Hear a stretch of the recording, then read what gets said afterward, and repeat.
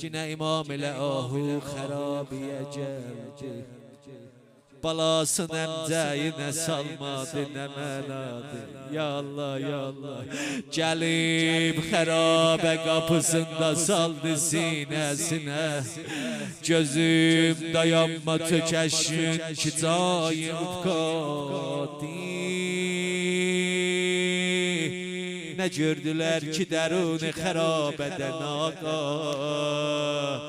Elə sızıldı gəlin Güya ki zəkladı.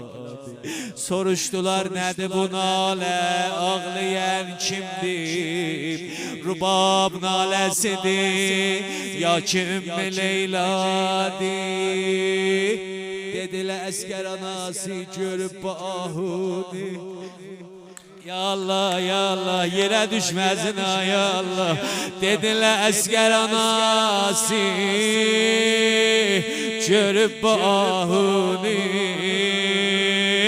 Gəlibdi sinəsinə süd duçarə izadi. İmam-ı Səccad bunu eşitmək həmin üzün dolandırdı ahuya. Ahu bizim də ahumuzu hər mələ şikar elir.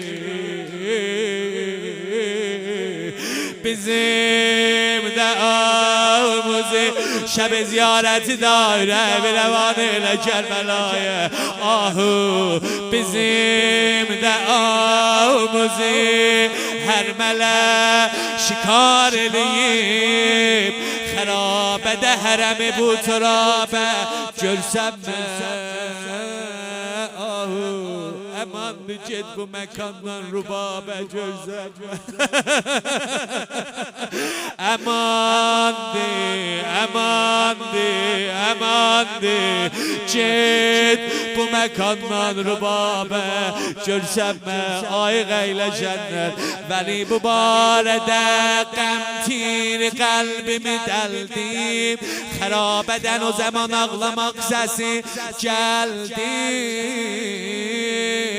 Xanım rubabıdır nacəh gəlibdi fəryadə. Görüb bu ahuni öz əskərin salıb yadə. Eyvah eyvah eyvah eyvah. Oğul başımdan üç bər oxun. Fikrini atanmamışam. Bu ahu öz balasını tapdı mən. Tapamamışam.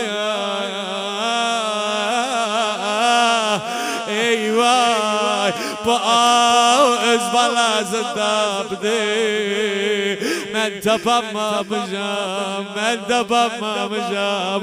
Əli, Əli, gözüm qəraldı. Görəndə boğazımın yarasın. Diyəcəm ərtəbad abad, başım bədəndən asılmışdı.